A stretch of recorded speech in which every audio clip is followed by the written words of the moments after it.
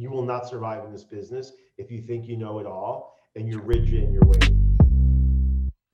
Welcome everyone to another episode of Tech Haters in collaboration with Bolt. So thank you for joining us, and let's get right into it. I think maybe we can take a step back and kind of tell people the history about us, the Tech Haters, why it's called Tech Haters.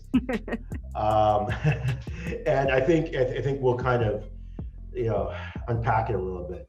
Anyway, so Andreina had the awesome idea, I think maybe a month ago or something. It came up with, I think, in a conversation with the CEO about doing a podcast, right? And I think he knew that we used to do a podcast together a few years ago called Tech Haters. And the reason it was called Tech Haters is, because we used to hate on everything.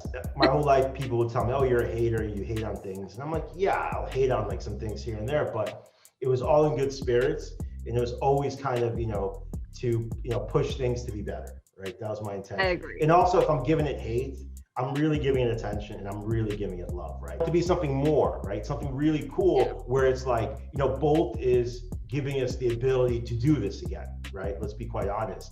And we're very lucky to have that opportunity. And we're very lucky to be at Bolt, quite frankly, too. So, for me, I'm very grateful, to the CEO, to everyone that kind of allowed us to do this. So thank you. And thank you to you, Andreina, for kind of making it happen also. Oh, thank you. Oh, okay. Thank you all around. It's a gratitude fest. Yes. Thank you. Next. All right. So with that being said, I think on this episode, we want to continue the great spirits and the great technical and design talk that we've been doing, and kind of going through the things that we want to talk about today. I think today we'll continue talking about some things in design. Obviously, I know nothing there. Well, I know something. I pretend like I know something, but you really know something. Talk a little bit about tech news, and then obviously we'll get into micromobility a little bit, give people some insights into the industry that they might not know about, or they might not have cared about, and we'll make them care. That's the whole thing. And then we'll just keep it fun, keep it light, and throw in a scooter wherever we can. So I think the big thing since last episode, obviously, right, is the unveiling of the new iPhone. Andreina, what do you think about the new iPhones? Not incredibly impressed, but I'm still gonna get it. What specs are you looking at? So I like the fact that it's bigger. I like that flat edges, because the other case that I got has flat edges, and I kind of dig that. I used to like that model. What are you using now? What's your device of choice at the moment? This one, I have the 11 Pro Max. Nice. Yes. So, me too. Everything has to be huge. Right. I don't want to, it's a filtered show. No, but I mean, like for my screen, like my story. Yeah, you need to see the pixels, right? Are you concerned about, like, there's this new thing online, I don't know if it's true, where it's like if you rest the phone on your pinky, then you have like a bent pinky. You have a bent pinky? Oh my God, haven't you seen, my pinky is like. But like the way you do it is you compare, like this one is slightly more bent, whatever. No. Listen, Andreina, if it was a big deal, they would like write about it and Apple would like do a special case if it was like a real thing. No, but like you can't, I don't know if you can see, but like see that? I do see a little bump, but we all as humans like have something like that. I don't know. Like I looked at my fingers hardcore because I was watching like MKBHD, that guy on YouTube, and he was talking about it. And I was like, man, do I have that? This is how you really know. This area right here for me, this tip is hard. This is normal. This is soft. This is perfect like the rest of my hand. But I feel like I'm ambidextrous with the phone though. So it's more difficult for me. I'm not seeing a difference between the two. Like this is me. I see it. You know what? You might be a nice candidate for a pop socket. I can't because it's like anything that makes my phone thicker, I just don't. Yes. For me, like, I can't do it. Honestly, I love the pop socket, but you can't put it on the wireless, charge it. You can't put it on the wireless. Yeah, that's the problem. I prefer to rock my phone like this. I know you do. You like the danger. But yeah, it's dangerous. That's like every Apple commercial where they're like living in this ideal world where it's like people don't use cases. The phones are perfect. I mean, the average phone is like, what would you say? It has a crack on it? Like, what's the average phone out there? iPhone 8, a crack on the screen, right? Right. People are in the process of getting it fixed Yeah, or like waiting for the new model. Okay, think of your top 4 friends. Right. How many of them have a crack on their screen? I would say 2 out of 4 minimum today if I go to them. Okay. Like in my case, Daniela has a crack and Karina has a crack. Yeah. Omar may actually have a crack. Right. And usually what I hear from them, I ask them, okay, are you going to get that fixed? What are you going to do? Because you're going to cut your face, you're going to cut your hands, right? If it's bad enough. I'm like, and they're like, no, I'm waiting for the new model or I'll get it fixed next month. Some people love the cracked phone. I don't know I can't deal with it. Like I am literally that day going to get that fixed. Like there's just nothing about it. Like it will happen. And plus I really don't crack my phone. Like I kind of take care of it. Oh no, you just jinxed it. You're gonna crack your phone. No, I don't care. Like it won't happen. I talk about this all the time. I'm not concerned about this. It will not happen. But it is fascinating. Like, why do people like cracked phones? And like, I understand, it's expensive. You don't want to get them changed. But I think sometimes people, like, subconsciously, they kind of like it. No, you know what it is? Usually, it's not their first time cracking the phone. The first time that they crack their phone, they change their screen immediately. If they're living with their phone like that, it's probably the 5th or 6th time that they've cracked their phone. So at this point, they don't care. They know it's going to happen again if they fix it. They know it's going to happen if they don't fix it. So they kind of like gave up. So what you're getting at is it's a lifestyle choice. It's a lifestyle choice. Okay, we'll leave it at that. So I think what's interesting, so you mentioned the flat edges. Look, I'm excited about the flat edges. I don't have the biggest hands, and they made the screen even bigger on this newer model, like slightly bigger, right? So the idea with the edges, right? First of all, it's really cool. Like it looks better, I think, with the flat edges. But if you think about it, we're going back in time to the iPhone 4 and then the iPhone 5, which made when the screen got bigger a little bit. What I like is the smart mag or MagSafe, the MagSafe adapter, and that whole accessory line. I love. You can put the wallet thing on with them. I love magnets. Put the wallet magnet on. And I mean, that's pretty much it, right?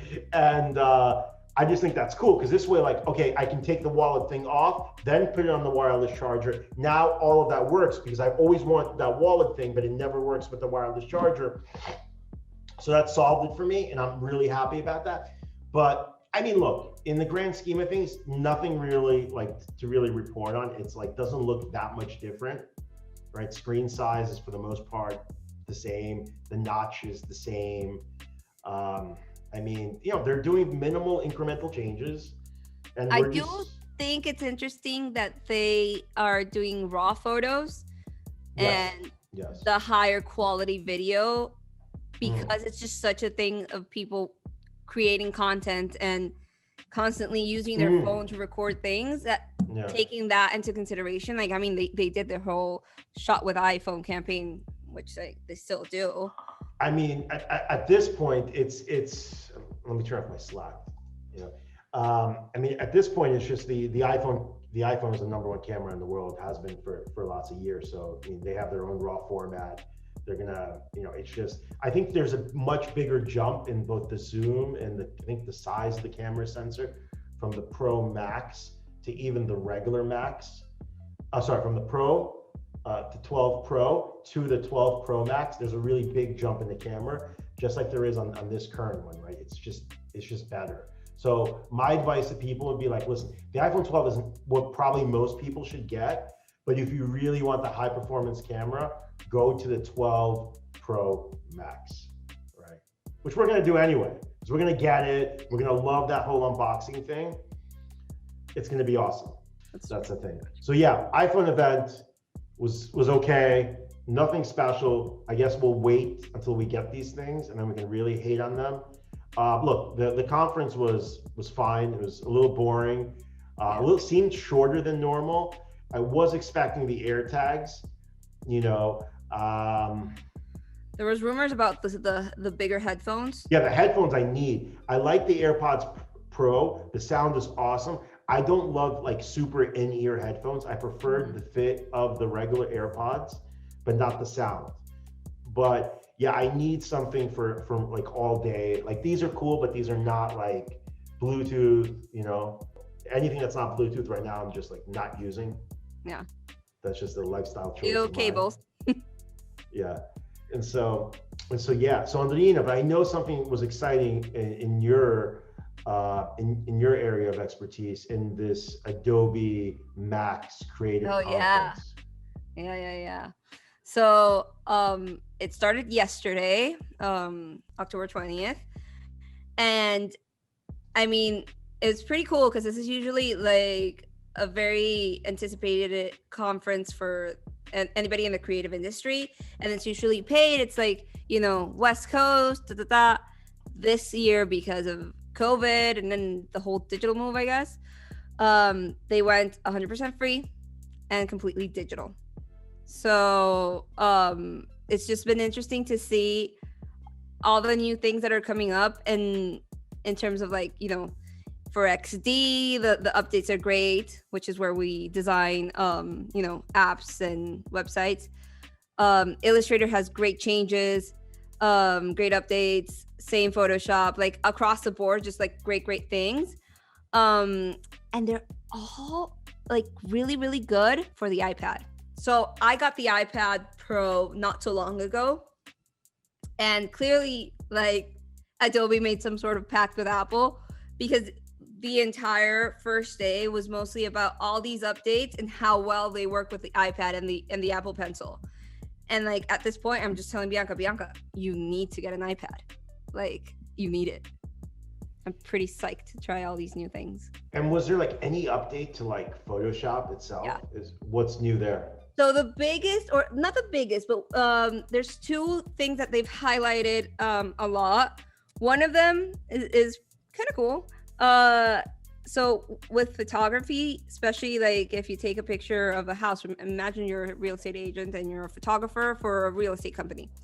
You most likely are going to take pictures of outside of a house, and you're more focused on getting the exposure correct on the actual house.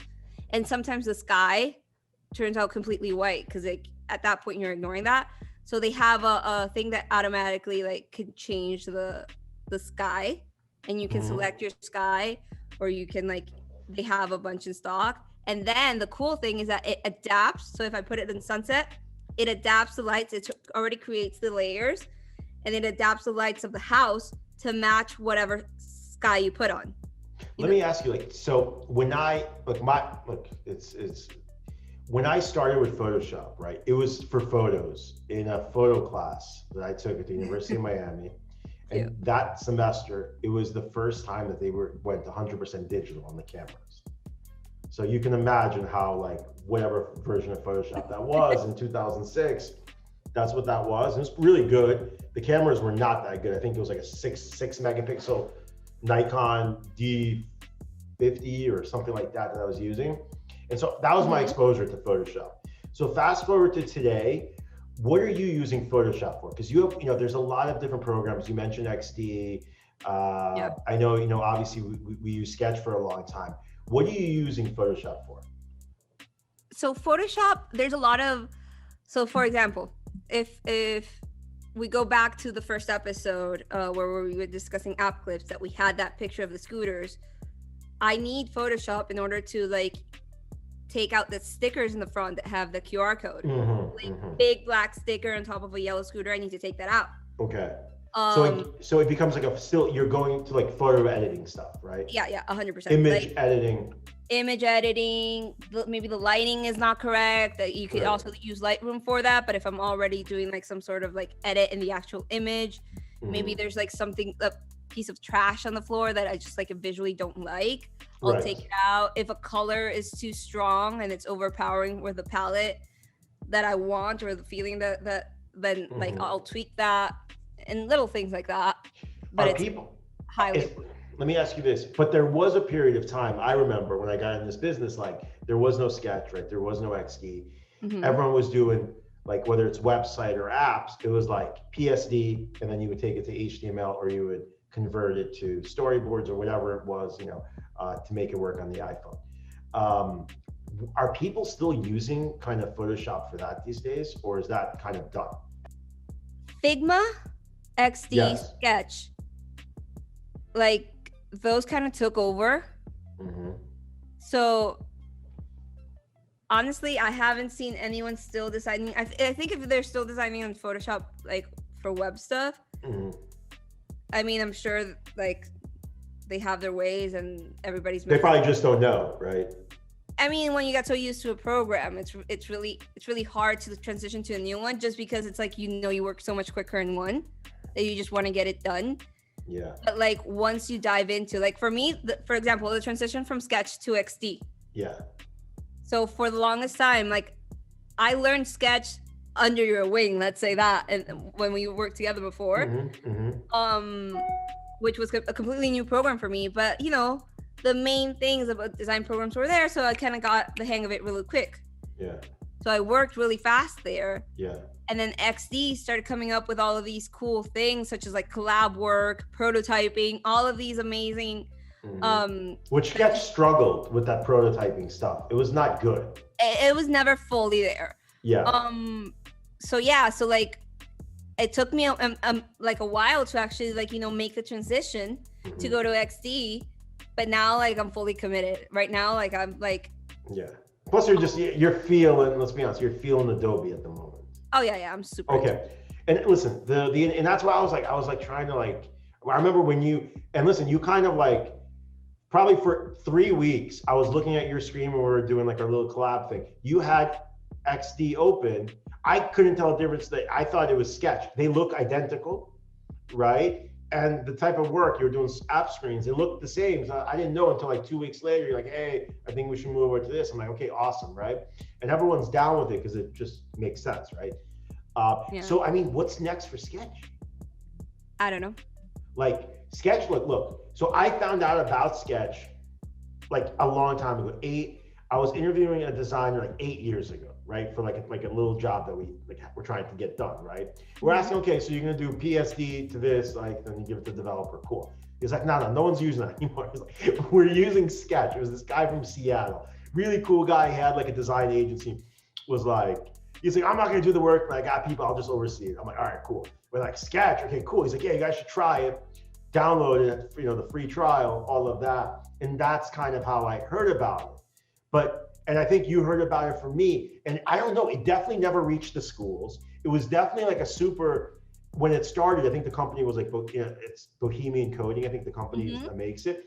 Really cool. The price was really affordable. I think it slightly increased, which is great, right? But definitely, I think at schools or at art schools or anything like that, no one knew about it, right? Because I had other like friends that were doing like other type of design, like whether it was like, I don't know, they were working at like fashion houses or something like that, and not like big ones, just like whatever, Vineyard Vines or something, right? And they would like, have you heard of this? No, never heard of it, right? So it grew, but now today, like they're in such a bad situation. Let's be honest. I love the little guy and I love that Sketch program, but man, they had the opportunity. But right now, what are they gonna do? It's like the Adobe is giving 1 year free. Yep. Okay, and if the transition's easy, people are like yourself are already using some other Adobe products, right? Just bring it all in. They're already paying for that Creative Cloud, so there you go, right? At the moment when Sketch released, don't forget, most people were not doing Creative Cloud, right? It's true. Doing like $500 license for Photoshop, $500 license for InDesign or whatever. Yeah, Illustrator, you name it. And now it's a whole new ballgame. But see, that's the thing. So what I thought was really nice that the chief product officer of Adobe said while he was entering the talk, he said, to be an expert, you're always a student or something along those lines. Sure. And it's like, it's constant, like in every field, like you never stop learning and you can't get comfortable in a place because then your work essentially gets boring, like across the board. Like I'm sure you don't do design, but I'm sure you're constantly learning new things to do to improve your work.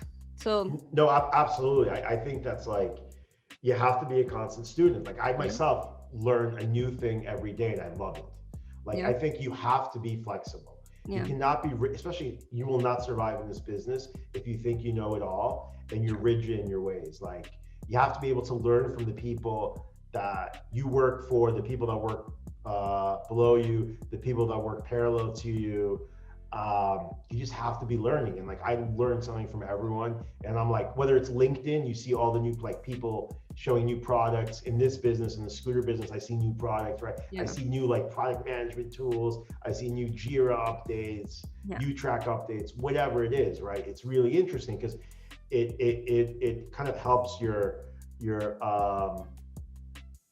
it just makes you better, right? And if you're constantly getting better, it's gonna be better for the company you're working at, better for your resume, better all around, right? 100%. For example, for me, what was really interesting is how you got so into the programs needed to get the scooter business going. So like how you're basically a geofence expert now.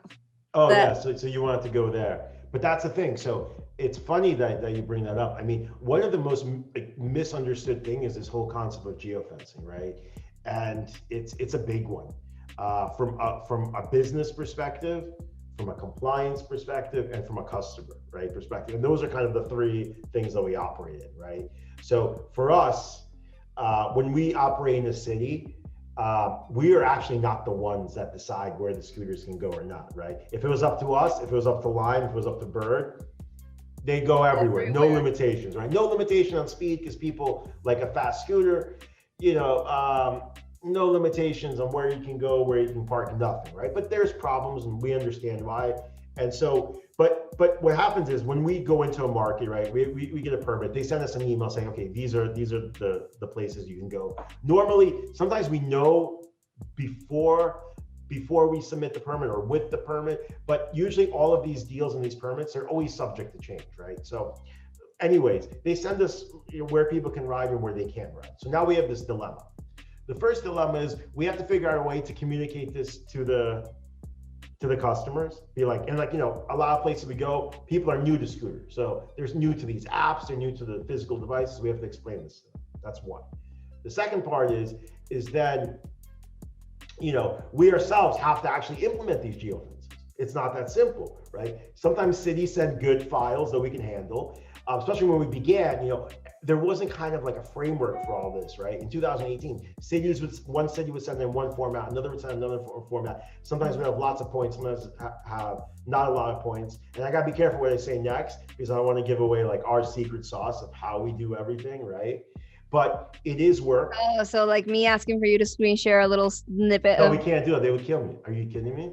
That's like because that's a big thing. That's a big, and I've seen other systems, and I've seen other people, I won't name names on, where there's stuff that people that sell solutions for geofencing or claim that they have a whole micro mobility as a service suite, they can't handle or play with like, what's going on in Portland, what's happening kind of, big cities like Los Angeles or places that number one, the cities like really know what they're doing with the geofences, and they give us a lot of files. And we're talking about thousands. What are the top 5 things you can control with a geofence for the people that don't? I never thought about this.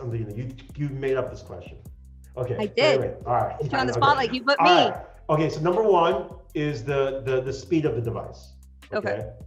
In general, right? Mm-hmm. Number 2 is the ability to completely disable the throttle, right? So the throttle being, the throttle being the speed. So you go from safely go from let's say you go from 12 miles and now the throttle, you press it, does nothing. It becomes a kick scooter, right? Good for bridges, good for when you're about to hit a restricted zone. Really good for that.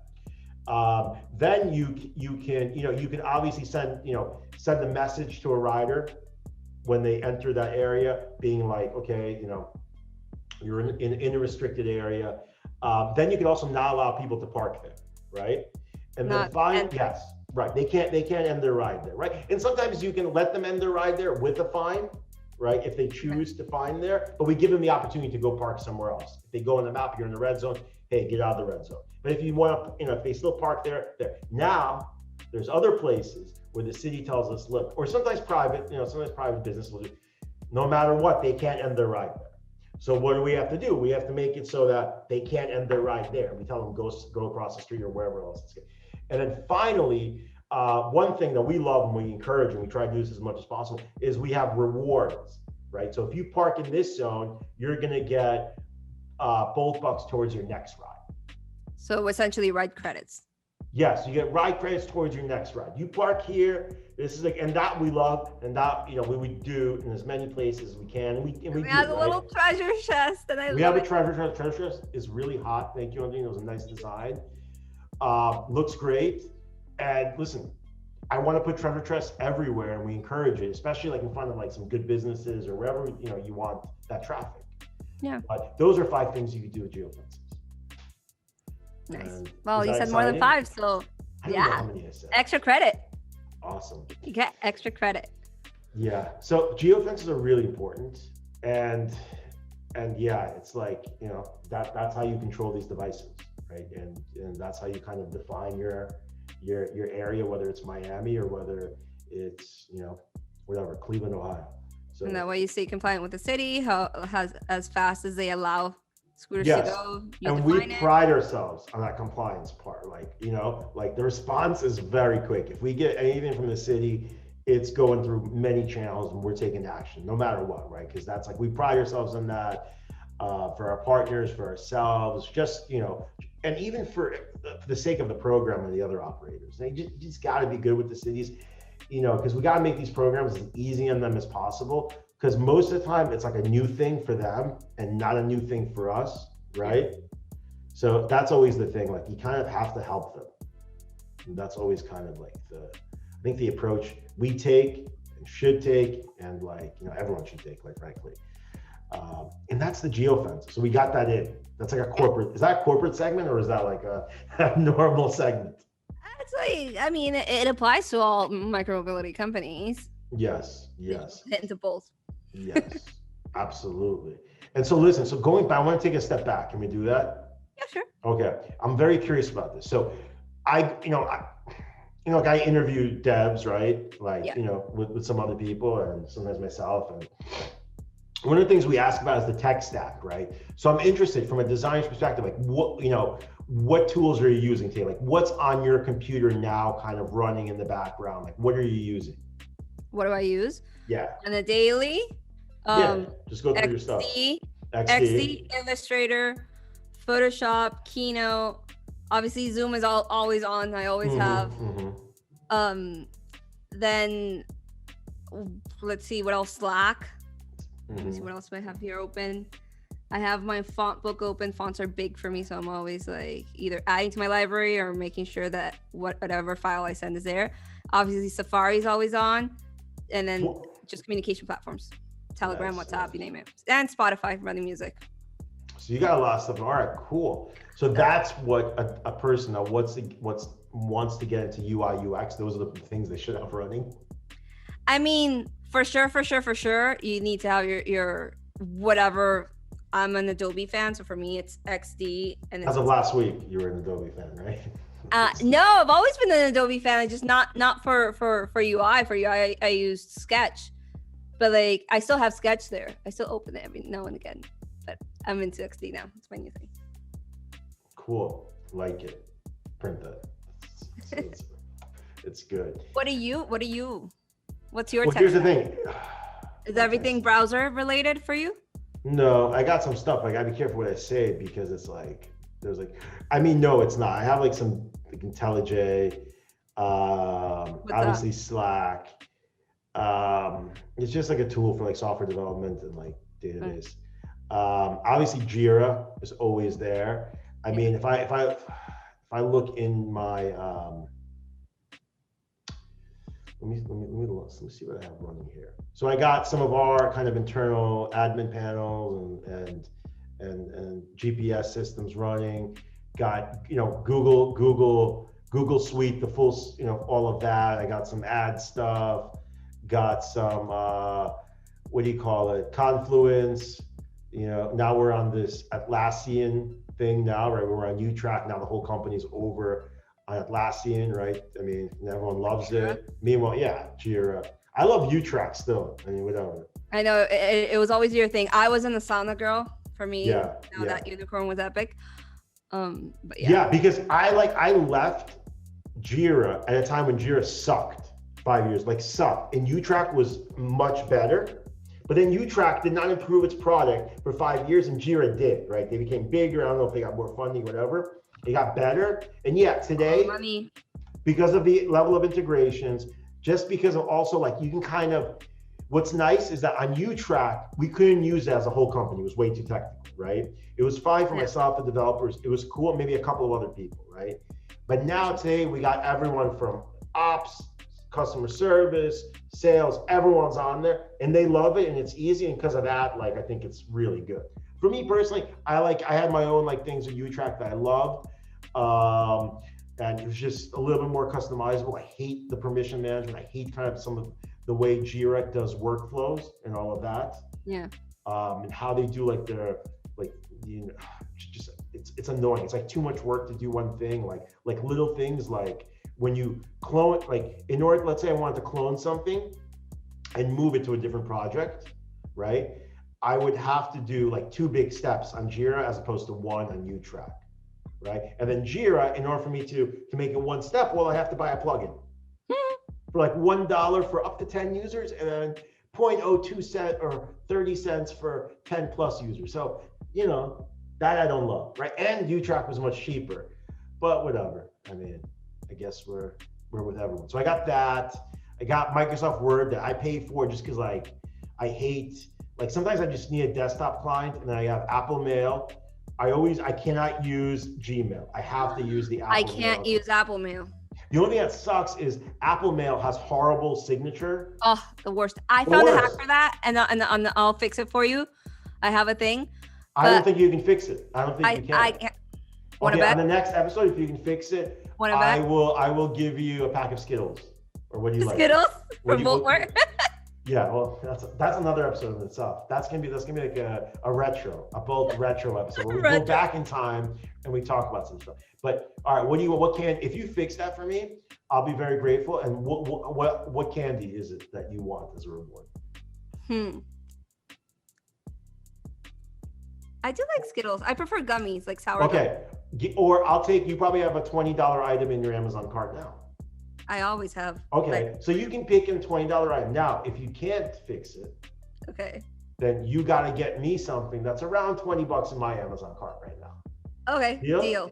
Okay, so we're talking about making an Apple Mail client, making the signature field look the same as, let's say, what I have in Gmail right now. Mm-hmm. Okay, cool. It's like whatever. Perfect. Sounds good. I mean, I could do it now.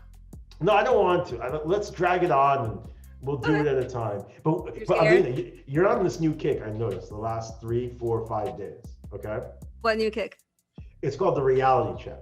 It's like, because I was late to the podcast by 1 hour. Like we were supposed to do this at 3:30. And then, you called me at 3:30 and you're like, Mike, you ready? I'm like, I am nowhere near ready for any of this today. I had like a ton of other stuff to do. And then I'm like, I'll be ready in 30 minutes for sure. Then you're like, no, I'll call you in an hour. Because you were being real, right? And then yesterday we were talking about something. I'm like, all right, maybe we do it tomorrow. And they're like, no, let's just do it now because we're never gonna do it tomorrow. So I've been noticing that. Don't think I didn't notice that.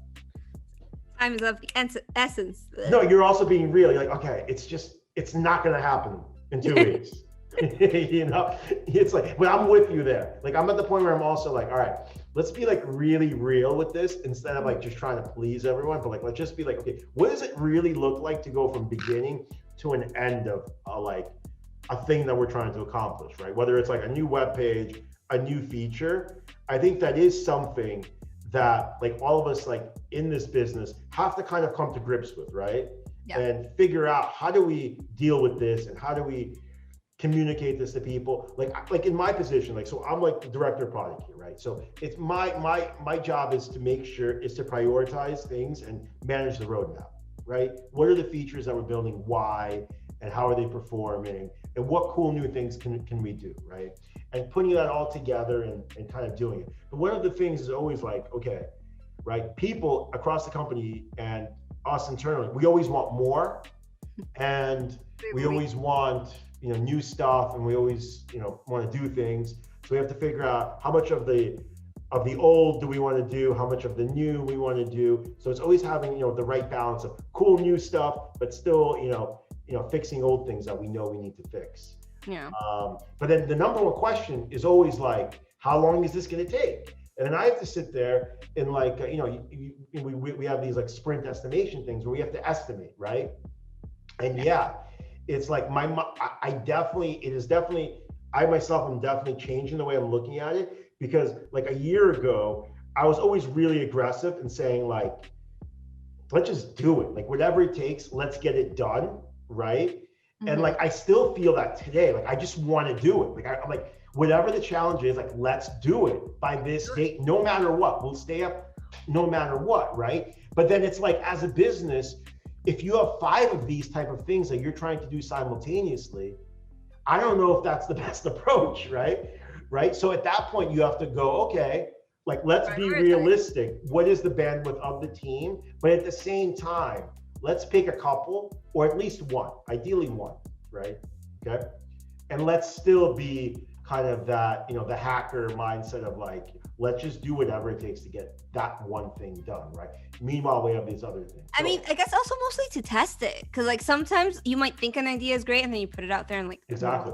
Time is of the essence, right? Yeah. So I will take, and I'm sure you're the same way, I will take a feature that's 85% done that can be released in 65% of the time, as opposed to a feature that we think is perfect, released, 3 weeks or 4 weeks later. I need that data. I need to know if it works. I can't tell you how many times we go into making something and then we either don't like it or we're not excited, and we release it, and sometimes, the results are good, sometimes the results are bad, but speed is of the essence. You want to get it out there for a lot of reasons, right? It's not good to have features sitting there in development at any stage for a long period of time, right? And that's it. That was the rant. I don't know. I had to get that out. Oh, and I forgot one thing about a new thing about Adobe. They're doing Adobe Live now. What is that? Adobe Live is like Twitch for designers. So Twitch, designers would go there and we should have totally come up with something like that, like a Twitch, but like, just like tune into like design Twitch, like ditch. I don't know. Ditch? Yeah. Well, it's so bad. It might be good. Yeah, I know. But yeah, it's awesome. Well, I say this because I do enjoy watching you live design, right? And I think the whole world would love to see that too. So they're coming. Okay, so tell me about Adobe Live. So I don't know much about it because I haven't fully tested it. I mean, they just announced it yesterday. But yeah, it's basically you go there and you just like, you can go, it's via Behance, which is like their portfolio. Oh, that's the hook. That's the sell, yeah. Oh, I hate that Behance. I don't love that Behance because nothing's cool on there, or at least I couldn't find anything cool when I used to go there. No, now I have been finding like cool things because I always like to see what's around. Like, do they have app stuff? Do they have app stuff? I love a good dribble, but it's just like what's there is just kind of like it's unrealistic. Old. It's unrealistic. It's like it's something that looks cool, but like it's not functional most of the time. Well, it's 100%. None of it's functional, but the thought is maybe it inspires like something, right? Yeah. I'm always interested. Redesign of like Pinterest app or something, like that's always cool. Like we looked at the Lime redesign. That's cool. It's good, man, the Behance, they just would they would show like an illustration of a pony, and then they would bury an app design. And I'm like, guys, the money right now is in app designs, is in high-end website designs. It's not in like illustrations of ponies. There's no money in that. Why are you, putting that in the forefront? Don't put that in the forefront. That's not good for designers. That's not good for people looking, to find talent either. True. So stop putting the illustrated ponies on the front page of Behance. They got to stop doing that. It's what it is. But yeah. Okay, and then this is the best. On one of these upcoming episodes, you got to bring in your portfolio from school. God, you still have that? You still have it. It's like printed, right? It's a big, heavy book. I think I got rid of it. I mean, oh my God, Andreina, come on. You're lying. You don't have it? You don't have anything like from back then? I mean, remember that I moved. I probably have it in the hard drive. That I do have because I'm good about my hard drives. But was all of it like, it was like, I swear I saw a painting in there. Is it possible? No, it was all like just printouts, right? there was like more like art stuff because Yeah. like the whole idea or the way that the school It designs was an art school. Yeah. yeah, it's like you have to kind of like know your mediums and you know kind of like test out everything, and essentially the beauty of that is that you would find a way to like integrate it in some way, shape, or form, and everybody finds their unique way to do so. What did you at that point, before you and I met, like what was kind of you thought was your niche in design at that point? I think I want to say that for me, I thought it like branding. Like what's that, like logos and like, Yeah. okay, this is your new company, or hey, this is our old logo, make it nice. Like just the and I think you still like that still, right? It just comes really natural to me. Natural. That's good. And well, when I started at Bold, all I had was a logo. Mm-hmm. A logo and the color. And from that, I was able to build a brand. Mm-hmm. So I think that's cool. And I saw it more evidently when we started doing work with Japan, that now I've always been big about fonts, as I said before, but like now the fonts can't really do a play in terms of the branding. Like by branding, how do you make something look bold without the logo on it? So that became a challenge when we had to do it in the Japanese characters. Oh, we got to talk about Japanese app design in the next app. Their stuff is amazing. Like we will do an episode where we do a deep dive into popular Japanese apps. Oh my God. It's a whole different thing than you think it is. It's crazy. I mean, it's awesome too, because they are on the cutting edge of design. I was like, when I was there, I wanted to see more. I didn't have time for that. But I just wanted to geek out on all their stuff. Like I went to like Akihabara or whatever, like the electronic stuff. I love their take on design and like branding. I'm dying to go just because I feel that every artist, let's say like music artists, every artist that goes there, you see the change immediately. Like you see, I know what's that called when an artist go? It's trend spotting, right? Is that what it is? I guess so, but it's like they definitely get inspired, and you can tell that they get inspired by just the country or like the people or whatever, the culture. Yeah. But it's crazy how you like can actually see the change. Like you saw it with Gwen Stefani when she was huge. She went to like, you can tell that she did something in Japan because like you see this transformation. I used to be a huge Avril Lavigne fan. I know. Yeah. You see the big change there. Same with Britney. Like you name it. You know, Ariana Grande. You name it. Like you see a before and after. That's interesting. I never. So I'm like very intrigued. I mean, it's a very cool country. Love to go back soon. And yeah, it's all that you think it is, and probably better. But then again, I was like in like more of the business zone, didn't really have as much time to go check it out. The only thing I will say, you got to know where to go to eat. Oh yeah, like you can make, yeah. Well, the thing is, if you know, like if you're taken by people, the times when we're taken by people to go places, it was like amazing. The times that we just, would go places that we thought were good, we would leave very hungry, or we would not be happy with the food, or we would end up going to like a McDonald's, like honestly, because it was just, because we were lost in translation.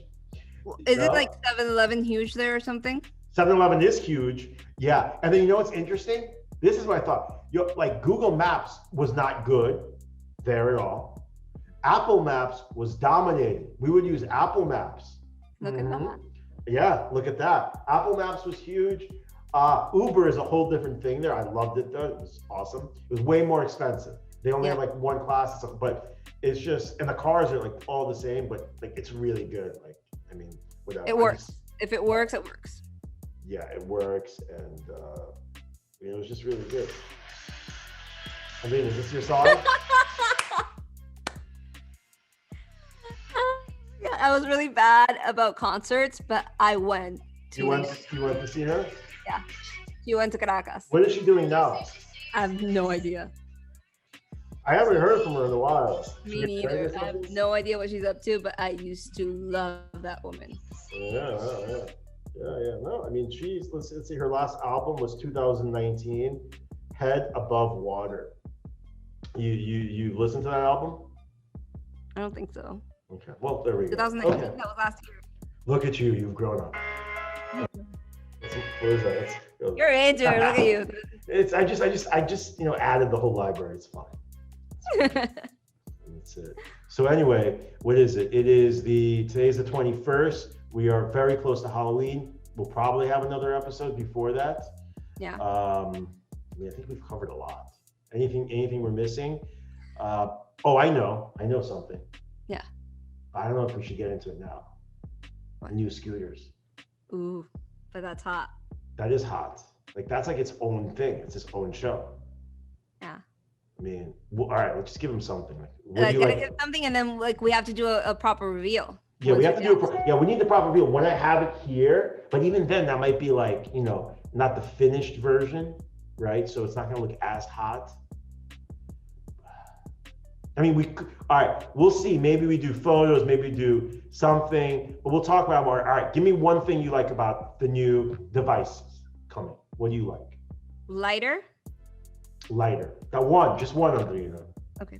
So lighter, not in color, but in weight. Yes. Okay. I think I said devices, right? Mm-hmm. For me, I would say among the devices, I like one of the devices particularly a lot because it's a new category. So for me, it's a new category. Oh, that's or a vertical, as they like to say in business. A vertical. Everything is a vertical. Product line. Yeah, new product, new exciting product line that we're just gonna dominate. All these terms. Exciting. So that's exciting. But about the scooter in particular, is there something that you're like, well, that's cool? Okay, I'll give one thing to it. Okay, so I'm not like super tall. Mm-hmm. Okay, so this device is better for people that are either average height or below average height, right? As opposed to some devices out there, they favor a taller rider. Ooh. So that's gonna be that's tremendous. Are they being height? What would be that category? What? Like favoritism or something? No, we gotta be careful with that. My God, I don't even want to go there right now. I don't want to go there. It's gonna be happy for everyone. The world is gonna be great. Yes. And I would say there's two things that I think are gonna be popping right in the new scooters that I like. Oh, okay. Oh, here we go. Okay, yeah, let's go. I mean, we're just giving it to them. All right, let's just give it to them. Okay. We can edit this out, Michael. Yeah, we're gonna edit this out. Yeah, we're really gonna edit this out. If it's good, I mean, we're probably not. Wireless charging. But that sounds good. I love anything wireless charging. Yeah, I mean, I was about to say I was gonna do wireless charging in my car, but I'm like depressed about my car at this point. Like, I'm not driving anymore, Andreina. Oh, okay. I love but it's like I got a new car like right months before this whole COVID thing, and I've been sitting at home for 8 months, not driving my car. I can't, you know what I mean? Like the worst. I mean, no, there's things worse, but it's like, oh my God. When I got that car, I was planning to do road trips and, I was gonna adapt to my lifestyle. And now it's like, it's been sitting there. Once a week I started. You just want to go to Disney, don't you? I want to go to Disney World so badly. I just don't want to go to Disney World in a mask. That's true. It's sad. Because like I start getting anxious, and it's just like the mask. It's like the worst. And then sitting on the ride that other people have touched. Yeah, it's like, me, like I'm not gonna be able to enjoy like the burger there. I'm not gonna be able to enjoy that was like the turkey leg, right? The Magic Kingdom. I've never had that. And oh my God, you haven't lived. Like you might need to go there this weekend just for that. Just for that. I think COVID will not stop the turkey leg at Magic Kingdom next to was it Splash Mountain? Yeah, it's awesome. The turkey leg. There's a line there, the smoked turkey leg, and it's just phenomenal. Awesome. It's like, yeah, I love Disney World. It's amazing, and Universal Studios, and it's just awesome. Nice. Okay, so we ended there. Anyway, we have been very lucky. We've had the privilege of doing this podcast, doing what we love. You and I, we would do this rant and back and forth either way, whether it was tech haters, whether it was for both or not. We would do this. We do this, but we are grateful for both. And awesome company, not just because we work there, but also just because of the people and kind of the products that that we're a part of creating, and kind of the effects I think it has on other people's lives, right? Both our partners, and for me, I think for you, and for all of us, the customers, right? It's just they love it, and that really makes us feel good. So, and also with that, like right now, I think we're in such a great position as a company. I know you wanted to mention something about our new CEO. Do you want to go ahead and say something now? yeah, so we have a new CEO, but he's not new to the company. He's been there since day one. He was the CFO for the longest time since I've been there. It's already 2 years to be next month. And I mean, he's awesome. Ignacio is just, he's down to earth, and, he's a great leader. He's a great person, and he's really sharp. So, what I think the best thing is he what? gets the product. Yeah, he gets the product. He cares, and he's flexible. Like if we talk, you know what I mean? And it's like, he kind of looks to us to like, what's wrong? What should we do? And like, he really listens. And I think he's an awesome person. And I think he asked you or us when he was going to come on. Yeah. He said, "We're not ready for you. We can't do that like unveiling. We got to build up. We got to build up to that moment. We gotta be ready." And like, definitely, I think we want to have some guests, and we definitely want to, put them into the right time after we've had a couple of guests, and we kind of work out either the kinks or format or whatever. I like it. I like just flowing, but people want to see format. Structure. Maybe that's like what I should do in my life. More structure. Imagine. Yeah. And I wish people could see the behind me. There's like a Peloton behind this green screen. And like, I haven't ridden today. Have you ridden? No. I haven't left my little spaceship. That's what my friends call my desk. Nice. Well, it's a big desk, so you're good. And yeah, so I think we should probably wrap this up. Yeah. Anyway, it's a wonderful episode. Thank you to both. Thank you to ourselves, tech haters, right? Thank you, Michael. No, thank you, Andreina. No, thank Fabulous. you. Yeah, you did great. You were wonderful today. Anyway, and thank you to everyone that listens and gives us the opportunity to kind of give you our insight and tell you a little bit more about Bolt and the things we like and the things we hate on. So that being said, I'm Michael Tsinkler. I'm Andreina. And we're Tech Haters and collab with Bolt, and that's a wrap. Thank you.